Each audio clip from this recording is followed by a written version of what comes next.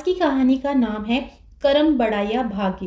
कहानी शुरू करने से पहले आप सभी से अनुरोध है कि जल्दी से हमारे इस चैनल को सब्सक्राइब कर लें और बेल आइकन को भी प्रेस कर दें ताकि हमारे सारे वीडियोस आप तक तुरंत पहुंच सकें। तो चलिए शुरू करते हैं आज की कहानी। राजा भोज अगले दिन फिर सिंहासन पर बैठने चले तो सिंहासन से पांचवी पुतली निकलकर राजा भोज से बोली, अरे अरे कहाँ चले भोजराज, सिंहासन पर विराजमान होने के लिए? नहीं नहीं पृथ्वीपति, माना कि आप बड़े राजा हैं पर उतने बड़े नहीं, उतने महान नहीं जितने वीर विक्रमादित्य थे जिनका ये सिंहासन है। सुनिए, मैं आपको वीर विक्रमादित्य की एक कहानी सुनाती हूँ। एक दिन की बात है, महाराज अपने दरबार में इसी सिंहासन पर विराजमान थे। राजा विक्रम अपने प्रधानमंत्री से बोले, मंत्री जी, पिछले साल हमने उज्जैन से बाहर के क्षेत्रों में न्यायाधीश नियुक्त कर भेजे थे। वो हमारी प्रजा को सही न्याय दे पा रहे हैं या नहीं? मंत्री ने उत्तर दिया, जी अच्छा चल रहा है महाराज। विक्रम ने पूछा, ये बात आप किस आधार पर कह रहे हैं? मंत्री बोला, उन न्यायाधीशों के विरुद्ध कहीं से किसी प्रकार का विरोध या असंतोष की सूचना तो नहीं आई महाराज। विक्रम बोला, यदि प्रजा सहनशील हो तो हम मान लें कि वह सुखी होगी। मंत्री बोला, नहीं महाराज, मेरा यह तात्पर्य नहीं था। विक्रम बोला, आप सभी क्षेत्रों से पिछले दिनों दिए न्याय की सूचनाओं को मंगाइए। अपराध क्या था, आरोप क्या था, साक्षी क्या कह रहे थे, अपराधी ने अपने बचाव में क्या कहा, न्याय क्या दिया गया और न्यायाधीश उस निर्णय पर कैसे पहुंचे। राजा होने के नाते हमारा धर्म है कि हम इस बात पर ध्यान दें कि हमारी प्रजा पर न्याय का शासन है। मंत्री बोला, जैसी आपकी आज्ञा, आप परम न्यायी हैं महाराज, आप ही ये बात कह सकते हैं। तभी एक सैनिक दरबार में आकर बोला, महाराज, एक ब्राह्मण और एक भाट आपके दर्शन करना चाहते हैं। वो दोनों किसी विवाद में उलझे हुए हैं और कहते हैं कि हमारे विवाद का निपटारा केवल सम्राट ही कर सकते हैं। विक्रम बोला, बुलाओ उन्हें। सैनिक दोनों को लेकर दरबार में आ गया। विक्रम बोला, आइए, आप दोनों विवाद में कैसे उलझ गए? आप ठहरे भाट, जो भी सुंदर और श्रेष्ठ दिखा उनके गुण गाने वाले, और आप हैं ब्राह्मण ज्ञाता, ग्रंथ पढ़ने वाले, वास्तविकता समझाने वाले। आप दोनों में परस्पर मतभेद किस विषय में हो सकता है? ब्राह्मण बोला, महाराज, कुछ ऐसा ही विवाद है जो सुलझ ही नहीं रहा। फिर हमने सोचा अब महाराज ही हमारी गुत्थी सुलझाएंगे। विक्रम बोला, सुने तो ऐसी क्या बात है? भाट बोला, विवाद तो साधारण सा है महाराज, पर दोनों के समर्थन में इतने अजीब उदाहरण हैं कि किसे सच माने। मेरे ब्राह्मण मित्र कहते हैं, मनुष्य का भाग्य सबसे बड़ा होता है, जिसका भाग्य बड़ा होता है उसे सब कुछ प्राप्त होता है। मेरा ये निवेदन है कि कर्म बड़ा है, जो कर्म नहीं करता उसे कोई प्राप्ति नहीं होती। विक्रम बोला, ये तो शाश्वत प्रश्न है, बना ही रहेगा, इसमें मैं क्या उत्तर दूंगा? फिर भी मैं इस पर सोचूंगा, विचार करूंगा और फिर आपको उत्तर दूंगा। ब्राह्मण बोला, आप जो भी कहेंगे महाराज, वो हमें मान्य होगा। आप बड़े भाग्यशाली भी हैं और जो भी आपने प्राप्त किया है अपने कर्म से, परिश्रम से ही प्राप्त किया है। विक्रम बोला, जब तक मैं आप दोनों के प्रश्नों का उत्तर नहीं दे देता, आप यहीं ठहरिए। मंत्री जी, इन दोनों मित्रों के एक साथ ठहरने की व्यवस्था कीजिए। दोनों को एक कक्ष में ठहराया गया। ब्राह्मण भाट से बोला, कल सुन लेना, महाराज भाग्य के समर्थन में बोलेंगे। ऊंचा भाग्य लिखा कर ना लाते तो इतना बड़ा राज मिलता विक्रमादित्य को। भाट बोला, सम्राट विक्रम ने यह राज्य, यह कीर्ति अपने बाहुबल से प्राप्त की है, किसी ने वरदान नहीं दिया था उनको। तभी कक्ष में दो दासियां दोनों के लिए भोजन बनाने की अलग अलग सामग्री लेकर आईं और दोनों को अलग अलग सामग्री देते हुए बोली, ये लीजिए, महाराज ने आपके लिए भोजन बनाने की पूरी सामग्री भेजी है। जलाने के लिए ईंधन भी बाहर रखा है, आप अपना भोजन खुद ही बना लीजिए। ब्राह्मण बोला, वाह, अब ठीक है। भाट थाली देखकर बोला, मेरी थाली में कद्दू और तुम्हारी थाली में दाल, ऐसा क्यों? महाराज ने सोचा होगा कि मैं भाट हूँ, भाजी खाना मुझे दाल खाने से ज्यादा अच्छा लगेगा। ब्राह्मण बोला, मैं ठहरा ब्राह्मण, जन्म से दाल खाने वाला, इसलिए मेरे लिए दाल भेज दी। जो भी हो चलो भोजन बनाने की तैयारी करें, भूख लग रही है। भाट सोचने लगा, मुझे ये कद्दू क्यों भेजा, उसे दाल मुझे कद्दू, इसमें कोई चक्कर तो नहीं। ये सोचकर भाट बोला, ऐसा करते हैं ब्राह्मण देवता, आप कद्दू ले लीजिए, मुझे दाल दे दीजिए। मैं दाल बना लेता हूँ, आप कद्दू बना लीजिए। ब्राह्मण बोला, जैसे आपकी मर्जी, हमें तो जो मिल जाए खा लेते हैं। तभी राजा विक्रम वहां आ गए और ब्राह्मण के हाथ में कद्दू देखकर बोले, अरे ये कद्दू आपके पास, ये तो मैंने इनके लिए भेजा था। ब्राह्मण बोला, इसने मुझे दे दिया, कहा मैं दाल खा लेता हूँ, आप कद्दू खा लो।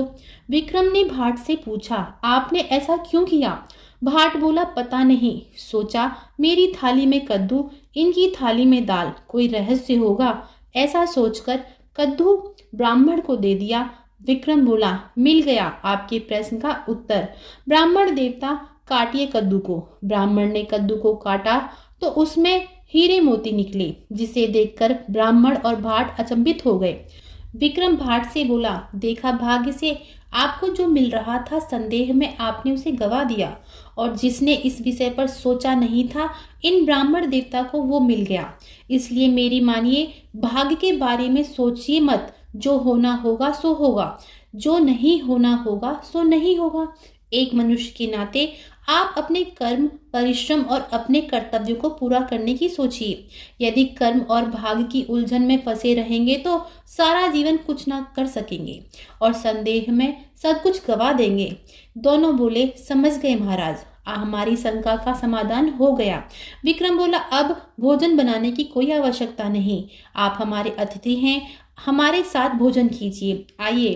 तभी एक सैनिक वहां आया और बोला, प्रणाम महाराज, दूर गांव से एक वृद्ध महिला आपसे मिलना चाहती है, बहुत दुखी है, केवल आपसे ही बात करना चाहती है। विक्रम बोला, बुलाओ उनको।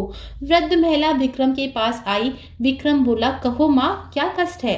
महिला बोली, क्या बताऊं महाराज, मेरे दोनों पुत्र हत्या के अपराध में पकड़े गए, उन्हें प्राण दंड दिया जा रहा है, उन्हें सूली पर चढ़ाया जा रहा है महाराज। विक्रम बोला, यदि तुम्हारे पुत्रों ने हत्या की है तो उन्हें अपराध का दंड तो दिया जाएगा, उसमें मैं क्या कर सकता हूँ? महिला बोली, उन्होंने हत्या नहीं की। विक्रम बोला, ये तो माँ की भावना है, प्रमाण क्या कहता है? महिला बोली, उन्होंने हत्या नहीं की, इसका कोई प्रमाण नहीं है महाराज, फिर भी मेरा मन कह रहा है वो निरपराधी हैं, वे हत्या कर ही नहीं सकते, वो हत्या की कल्पना तक नहीं कर सकते। यदि उन्हें प्राण दंड दिया गया तो घोर अन्याय होगा महाराज। विक्रम ने पूछा, न्याय हो चुका? तेरे दोनों बेटे अपराधी सिद्ध हो गए? महिला बोली, कल न्यायाधीश बैठकर मेरे बेटों के अपराध पर विचार करेंगे। विक्रम बोला, तू जा माँ, यदि तेरे बेटों ने हत्या नहीं की, उन्हें दंड नहीं मिलेगा, निश्चिंत रह। महिला बोली, अब तेरा ही भरोसा रह गया बेटा। विक्रम ब्राह्मण और भाट से बोला, हमें तुरंत जाना पड़ेगा, यदि इस बुढ़िया के दोनों बेटे सचमुच निर्दोष हैं तो उनके साथ किए गए अन्याय का भागीदार मुझे भी होना पड़ेगा। राजा तो मैं ही हूं ना, मेरे राज्य में कोई अन्याय नहीं होना चाहिए। ब्राह्मण और भाट बोले, आप धन्य हैं महाराज, आप महान हैं। विक्रम उसी समय अपने घोड़े पर चढ़कर उस नगर की ओर निकल गया और रात्रि में ही वहां जा पहुंचा जहां वृद्ध महिला के दोनों बेटे ब्रह्मदत्त और यज्ञदत्त हत्या के अपराध में बंदी थे। विक्रम ने दोनों से पूछा, क्या तुम दोनों ने मिलकर हत्या की है? ब्रह्मदत्त बोला, हमने नहीं की हत्या, झूठा आरोप है हम पर। विक्रम ने पूछा, मुझे इस घटना के बारे में बताओ, ये सब हुआ कहाँ? यज्ञदत्त बोला, जंगल में। विक्रम ने पूछा, तुम दोनों वहां क्या करने गए थे? ब्रह्मदत्त बोला, हमारी बात पर कौन विश्वास करेगा, पर ये सच है महाराज, हम प्रतिदिन जंगल में चिड़ियों का स्वर सुनने और उनकी बोली का अध्ययन करने जाते हैं, क्योंकि हमारा विश्वास है पक्षी जो बोलते हैं उनका स्वर समझा जा सकता है। उस दिन भी हम चिड़ियों के स्वर का अध्ययन करने गए थे, तभी चिड़ियों ने जोर जोर से चिल्लाकर हमें वहां झाड़ियों के पास बुलाया जहां वो व्यक्ति पृथ्वी पर पड़ा हुआ था। जब हम देखने लगे कि वो जीवित है या मर गया, तभी झाड़ियों के पीछे से एक व्यक्ति आया और बोला, अरे ये क्या, तुम लोगों ने मेरे साथी को मार डाला? इससे पहले कि हम उसे सच्चाई समझाएं, उसने हमें मारा पीटा और हम पर हत्या का आरोप लगाकर हमें राजा के सैनिकों को सौंप दिया। विक्रम बोला, तो तुम्हारा कहना है कि उस दिन चिड़ियों ने तुम्हें बुलाया और कहा देखो यहाँ लाश पड़ी है? ब्रह्मदत्त बोला, हाँ, पर हम जानते हैं कि हमारी बात पर कोई विश्वास नहीं करेगा। विक्रम बोला, ठीक है, कल न्यायालय में मिलेंगे। अगले दिन एक वृक्ष के पास न्याय सभा लगी। न्यायाधीश बोला, ये हमारा सौभाग्य है कि परम न्यायी सम्राट विक्रमादित्य आज यहाँ पधारे हैं। मैं आप सब लोगों की तरफ से इनका अभिनंदन करता हूँ। मैं न्यायाधीश हूँ। जब न्यायाधीशों के न्यायाधीश यहाँ हमारे बीच उपस्थित हैं तो ये स्वाभाविक है कि आज का न्याय वो करेंगे। अपराधियों को सम्राट के सामने उपस्थित किया जाए। सैनिक दोनों भाइयों को लेकर न्याय सभा में आ गए। न्यायाधीश बोला, महाराज, ये दोनों युवक हत्या के अपराधी हैं। एक समृद्ध नागरिक के धन की लालच में इन दोनों ने जंगल में उसकी हत्या कर दी और इस वीर पुरुष ने इन्हें रंगे हाथों पकड़ लिया। विक्रम बोला, मैं पूरी कहानी को जानता हूँ। न्यायाधीश बोला, अपराधियों का अपनी सफाई में ये कहना है कि ये जंगल में चिड़ियों का स्वर सुनने गए थे और वहीं इन्होंने मृतक को देखा। विक्रम बोला, मैं ये बात भी इन दोनों से सुन चुका हूँ। न्यायाधीश फिर बोला, एक न्यायाधीश के नाते मैं इनकी तर्क को उचित नहीं मानता हूँ। इसमें संदेह नहीं कि ये दोनों हत्यारे हैं। धन के लालच में ये हत्या की गई है। विक्रम बोला, मैं इन दोनों युवक की सफाई भी सुन चुका हूँ। तुम दोनों चिड़ियों की बोली समझते हो? दोनों बोले, हम समझने का प्रयत्न करते हैं महाराज। विक्रम बोला, तो अच्छा ये बताओ, इस पेड़ पर जो चिड़िया लगातार चींची कर रही है वो क्या कह रही है? ब्रह्मदत्त बोला, महाराज, उस चिड़िया के 4 अंडे किसी ने चुरा लिए हैं। वो व्यक्ति इस समय यही है। चिड़िया उसे कोस रही है, क्रोधित है उस पर। विक्रम बोला, तुम ठीक कह रहे हो। ये चिड़िया भी ठीक कह रही है। कल रात तुम्हारी परीक्षा लेने के लिए मैंने उसके घोंसले से ये अंडे चुराए थे। ये कहते हुए विक्रम ने चिड़िया के 4 अंडे अपनी जेब से निकालकर दिखाए और बोला, इसके बाद तो इन दोनों युवक की योग्यता में कोई संदेह नहीं रहता। ये हत्या के उद्देश्य में जंगल में नहीं गए। न्यायाधीश बोला, हाँ महाराज, पर प्रश्न ये उठता है, यदि इन्होंने हत्या नहीं की तो फिर किसने की हत्या? विक्रम बोला, वो भी पता चल जाएगा, पहले इन निर्दोषों को छोड़ दो। विक्रम के आदेश से दोनों को मुक्त कर दिया गया और दोनों अपनी वृद्ध महिला के गले लग गए। दोनों भाइयों को जंगल में पकड़ने वाले व्यक्ति से विक्रम ने पूछा, उस दिन तुम जंगल में क्या करने गए थे? व्यक्ति बोला, मैं वहां ऐसे ही गया था महाराज। विक्रम सभी सभा सदस्यों से बोला, आओ चले, आज हम सब फिर वहीं चलते हैं। जंगल में पहुंचकर विक्रम दोनों भाइयों से बोला, सब उस पेड़ के नीचे था जहां हमारा सैनिक निहत्था बैठा है। लो ये तलवारें और उसकी ओर ऐसे जाओ जैसे उस पर आक्रमण कर रहे हो।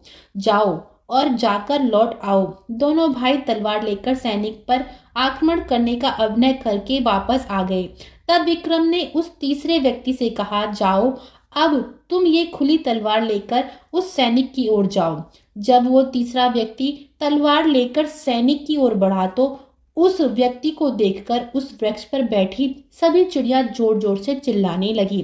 विक्रम सभा सदस्यों से बोला, सुन रहे हो, आप लोग चिड़ियों की चीख पुकार है असली हत्यारा। इसी ने हत्या की है। चिड़िया इसे पहचानती हैं। उन्हें डर है कि ये पेड़ के नीचे बैठे आदमी के आज फिर प्राण लेगा। पकड़ो इसे। ये सुनकर वो व्यक्ति भागने लगा, किंतु सैनिकों ने उसे धर दबोचा। विक्रम उस व्यक्ति से बोला, सच बोलोगे कम दंड मिलेगा, झूठ बोलोगे कड़ा दंड मिलेगा। हत्या तूने की है ना? व्यक्ति बोला, मैंने ही हत्या की थी महाराज। विक्रम न्यायाधीश से बोला, घटना का विवरण सुनकर नियम अनुसार इसे दंड दें। पुतली बोली, सुनी कहानी? ऐसे थे परम न्यायी सम्राट विक्रम, जो न केवल न्याय करते थे पर सत्य की गहरी पड़ताल करना भी जानते थे। आप भी राजा हैं, पर क्या आप विक्रमादित्य की तरह न्याय कर सकते हैं? यदि आप में इतनी योग्यता, इतनी क्षमता हो तो आगे बढ़िए और बैठ जाइए वीर विक्रमादित्य के सिंहासन पर, और नहीं तो आगे पैर मत बढ़ाइए, लौट जाइए। ये सुनकर राजा भोज वापस लौट गया और 5वीं पुतली भी अंतर्ध्यान हो गई। आज की कहानी आपको कैसी लगी कृपया कमेंट करके जरूर बताइए और ऐसी ही प्रेरक कहानियां सुनने के लिए हमारे इस चैनल को सब्सक्राइब करें और वीडियो के डिस्क्रिप्शन में हमारे टेलीग्राम ग्रुप का लिंक है, वहां से आप हमारा टेलीग्राम ग्रुप जरूर ज्वाइन करें। आप सभी का बहुत बहुत धन्यवाद।